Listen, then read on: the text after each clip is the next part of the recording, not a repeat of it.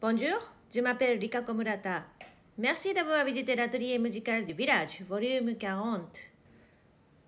Lors de vidéos précédentes, sous le titre de Faible en harmonie, j'ai parlé de l'importance de l'harmonie.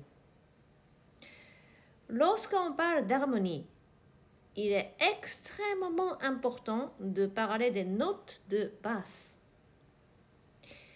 Bien entendu, les basses sont les fondations d'un bâtiment appelé harmonie, mais pas seulement.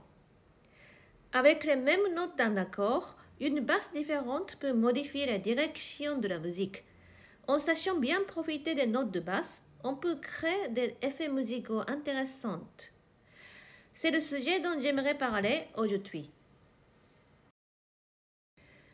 Écoutez d'abord cette formule que vous connaissez bien.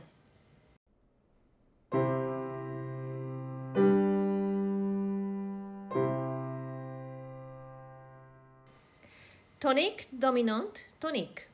Le retour à la tonique donne l'impression d'être revenu à la maison. Mais si on revient sur le même accord du premier degré, mais qu'au lieu de Do à la basse, on joue un Sol, voilà comment ça sonne.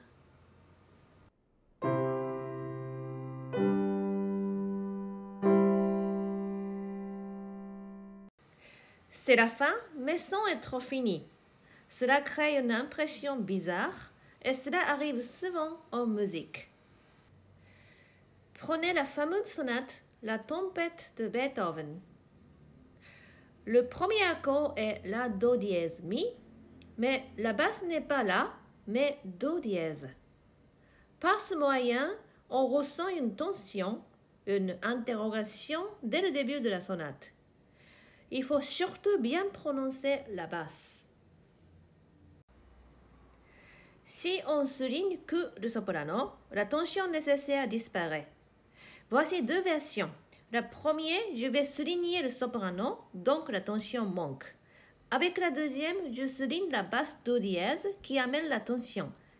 Essayez de comparer en ouvrant grandes vos oreilles.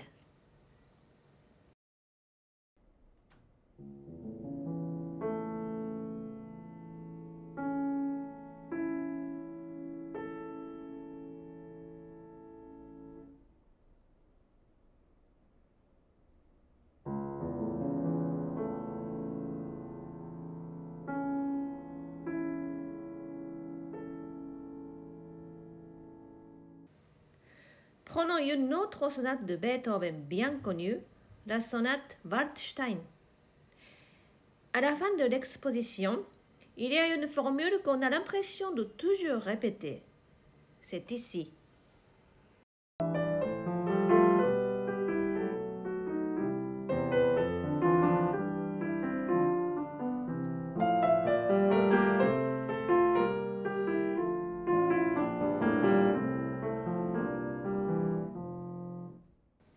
Si on joue comme je viens de le faire, on répète toujours le même rythme et tout devient très plat.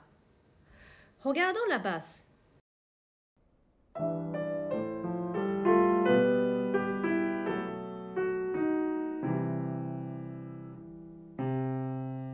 Ici, au lieu de cadence parfaite sur la tonique Mi, la basse se dirige vers le sixième degré Do et cela donne une nouvelle direction à la phrase. La formule suivante.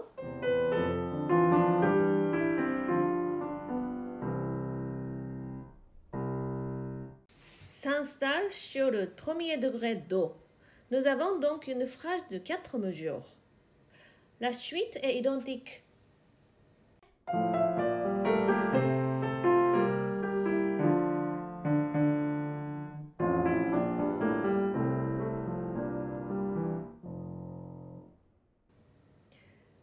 On vient de le voir, en prononçant un peu plus la basse, la phrase s'est allongée et une autre musique est née.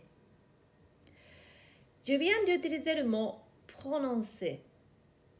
Avec les pianos modernes, les notes de basse ne sont pas claires, un peu comme si on parlait dans la bouche. Donc, si on veut faire entendre les basses, la force n'est pas nécessaire. mais la prononciation devient très importante. Prononcer veut dire qu'on recherche le timing exact de la production du son. Si on pousse les doigts avec le poing, ou bien si le timing est approximatif, alors le son devient flou. J'allais dire approximatif lui aussi. Essayez de garder en tête que pour entendre les parties graves du piano, il faut prononcer chaque note, c'est-à-dire viser le timing de production clairement et exactement. Voici encore un exemple où, en suivant les basses, la tension musicale change. Il s'agit d'une autre sonate de Beethoven, l'opus 101. Regardons à partir de la 19e mesure du premier mouvement. Vous voyez qu'à partir de là, Beethoven indique crescendo piano, crescendo piano, crescendo piano 3 fois de suite. On comprend immédiatement qu'il faut faire attention à la manière de gérer cela pour pas que ça sonne répétitif. Regardons ensemble. D'abord, la montée dynamique du premier crescendo, puis retomber au piano. Quand on descend au piano, voici ce que donnerait l'arrivée sur la tonique.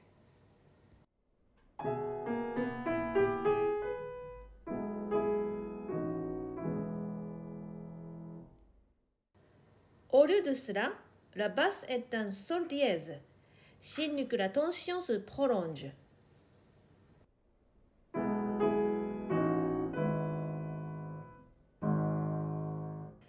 L'existence de ce sol dièse est importante.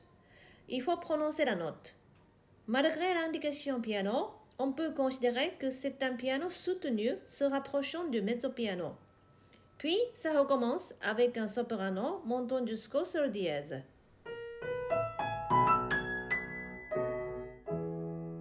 Enfin, la troisième fois, la basse va venir sur le mi et on pourra alors et seulement alors décontracter la tension. Donc, 2 fois on garde la tension et la troisième fois la tension se relâche. Mais ce n'est pas seulement cela. Les 2 premières fois, on peut jouer dynamiquement un piano soutenu, comme je le disais, dirigé vers un mezzo-piano. Alors que la dernière fois, on peut jouer très piano et ainsi créer une arche musicale intéressante. C'est un exemple typique si on ne chante que le soprano, tout cela sonne très répétitif et plat. Grâce aux basses, l'interprétation peut devenir plus convaincante en apportant intérêt et variété à la musique. Au lieu de penser qu'il faut jouer les basses, mieux vaut comprendre combien elles sont précieuses et importantes, et ainsi avoir envie de les soigner. Encore un exemple avec une ballade de Chopin. Ici encore, les basses nous montrent des choses extrêmement importantes, mais on entend tellement souvent de grandes erreurs d'interprétation.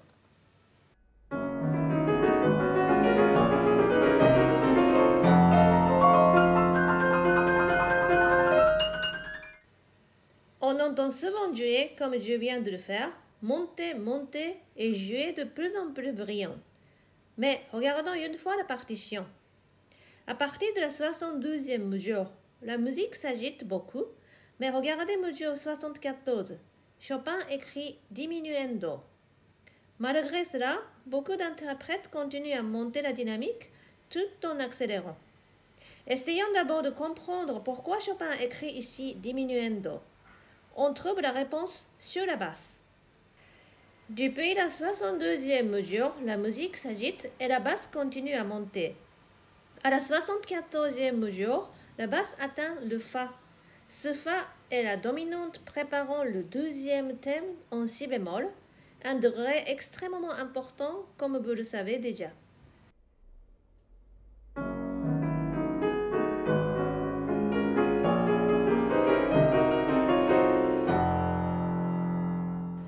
À partir du moment où la basse a atteint la note Fa, la musique se déroule sur cette note.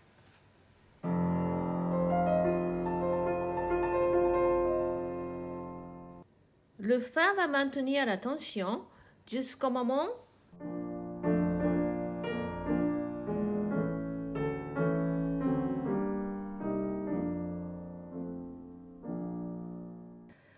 où on arrive sur le Si bémol.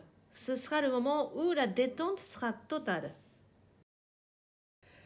Ce fa est très important. Il annonce le début d'une détente qui se fera petit à petit. La tension reste encore très longtemps, mais en diminuant et elle sera totale lorsque la cadence en si bémol aura lieu. Là encore, on doit créer une arche musicale qui nous amène de fa à si bémol. Si on regarde les choses comme cela, l'accélérando de la mesure 74 a une autre signification. On a accumulé de la tension depuis la mesure 72, un peu comme une vague accumule de l'énergie.